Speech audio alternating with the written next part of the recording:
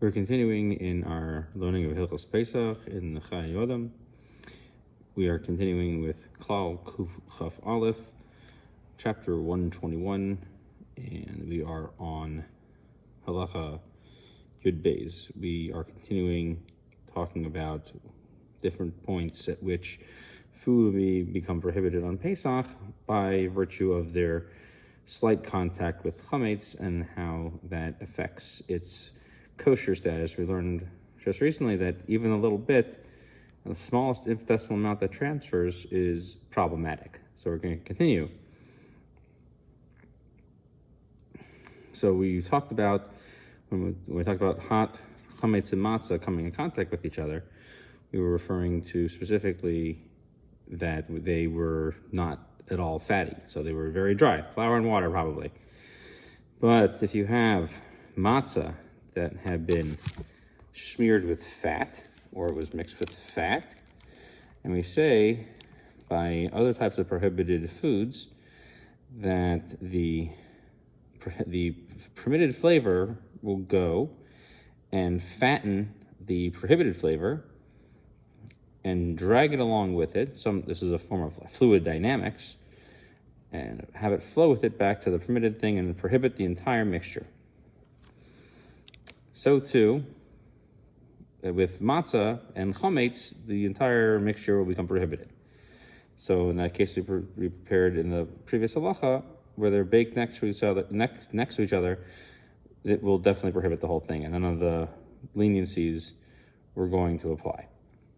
In matzah also that is folded and touches a regular matzah, if it has not been smeared with oil of some kind, and again, there could be a small amount of oil, so then the halacha follows what we previously said, which is that it's only going to affect one little small half of a thumbnail. But if it were smeared with oil, then there's a difference. If it touches the actual folded area in the matzah itself, so then we're saying that the matzah is actually touching a prohibited thing. So it's because the folded matzah is basically a concern that it has become chametz since it's folded on itself. It didn't bake all the way through. And so therefore, when you smear it with oil, it's touching actual prohibited substance. And we're going to say that that's going to cause the entire matzah to become prohibited based on the addition of the oil. But if it touches another side of that matzah, then it's only like it absorbed a little bit of prohibited substance, meaning absorbed prohibited substance. And when it's an absorbed prohibited substance, meaning the item you're touching is essentially permitted, it touched something prohibited, and now it's trying to send that prohibited flavor into yet another item, we don't say that the smeared oil is going to transfer that prohibited flavor into the permitted item. Therefore, in our case where you have chametz and it's only going to move a little bit, it's only going to prohibit it that kedei netila, that little bit of a thumb breadth that we mentioned before, that little half an inch. Now, what about other matzahs that touch this matzah? Since in regular cases of non-chametz prohibited substance, like touches non-kosher meat, that we don't say this rule of the fatty liquid transfers the prohibited flavor to other places in the permitted food. In a smeared matzah, and where the fatty substance touches total chametz, there is room to be lenient on another matzah that comes in contact with this second matzah that became prohibited, to permit it either by removing a little piece of the place that touched the second matzah, or to sell that matzah to a non-Jew. Now, if it's not a folded over matzah, we're not going to consider it chametz, and the matzah is just a little bit fluffed or it is doubled in size slightly, and it touches another side of the matzah, you can then permit the other matzah that touched it. So the only time we were worried is when the whole thing was folded over because of a real concern of the folded matzah being actual chametz. And there's no distinction in this case if it touched it outside of the oven or in the oven, because even if it came in contact with it in the oven, the chametz came in contact with the oven, everything in the oven is not touching, everything else in the oven, if it's not touching the oven, is not going to be affected, because the smeared ones that we mentioned earlier are not so wet with oil that they would cause something from the surface of the oven to drip onto them. And that being the case, it would be similar to milk and meat that were mixed in the same oven. The one would have to drip it to the other one. And we say there that if the taste doesn't exude from the entire from one utensil to another, and here too is touching the oven, unless there is cooking the liquid. And so over here, where even though things are smeared, we're not going to say that the smeared substances are going to magically transport it through the air. They would have to be in contact. And even there, we were saying that since they're not essentially intrinsically fatty, they're not going to have enough dynamic in order to cause the flavor to transfer.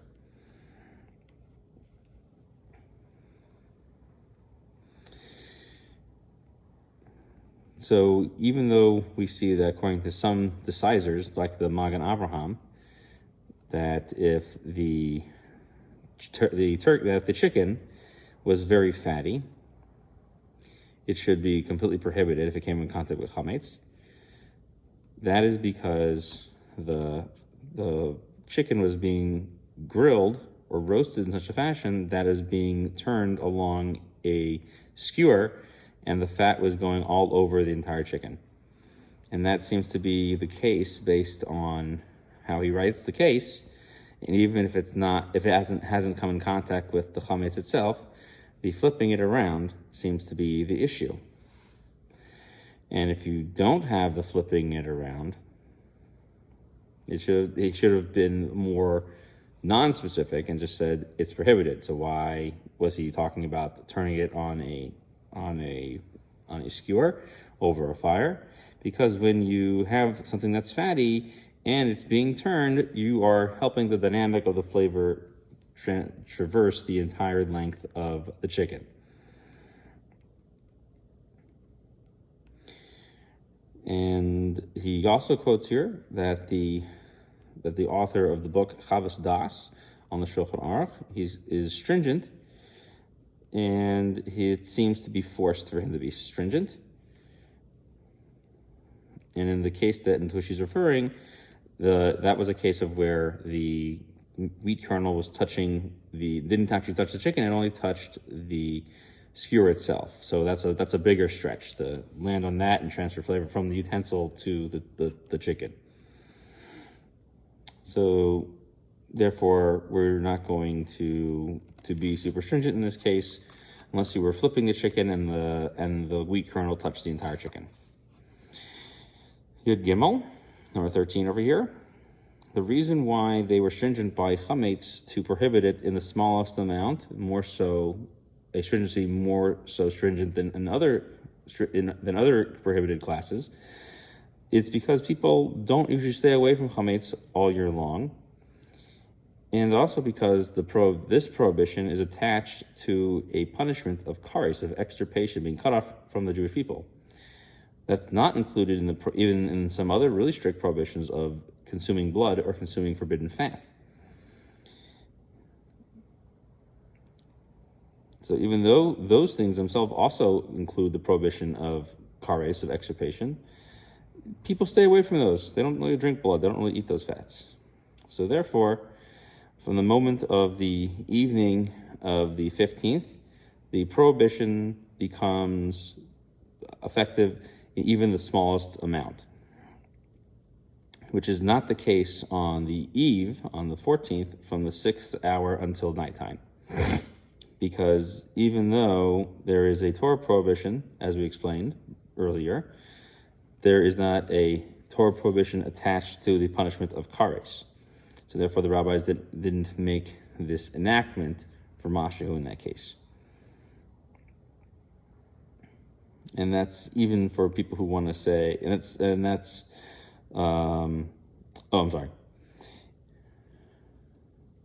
Then chametz, that is chametz that has been hardened even on Pesach, and we said before that was one of the categories of chametz.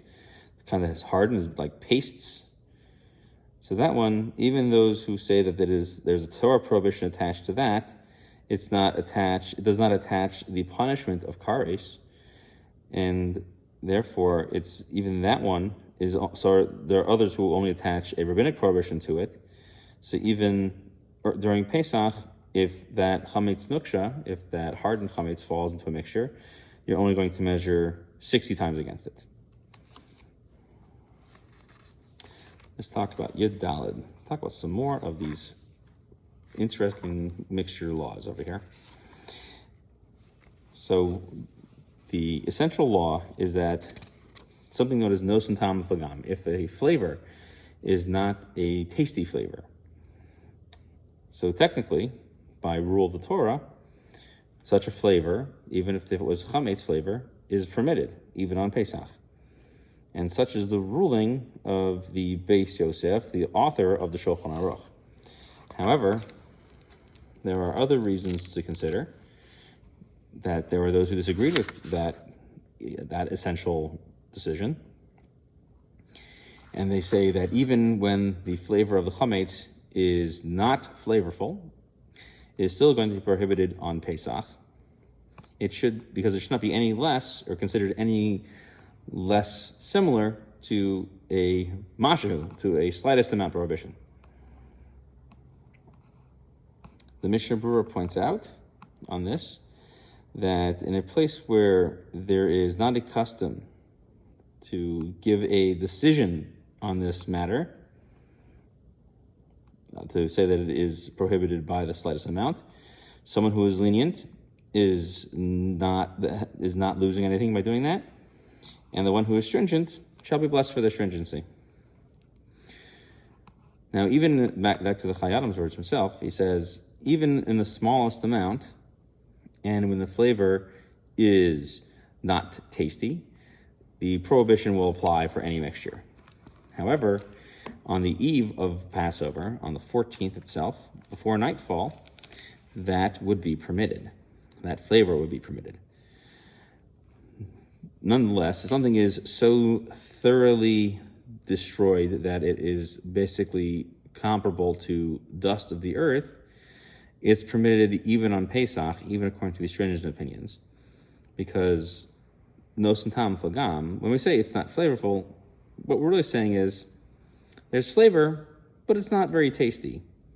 However, if it has no flavor, kind of like licking a stick, when we're to pick up a stick, for example, and lick that, if it's like that, then there is no prohibition attached to it. And that's even more further putrefied.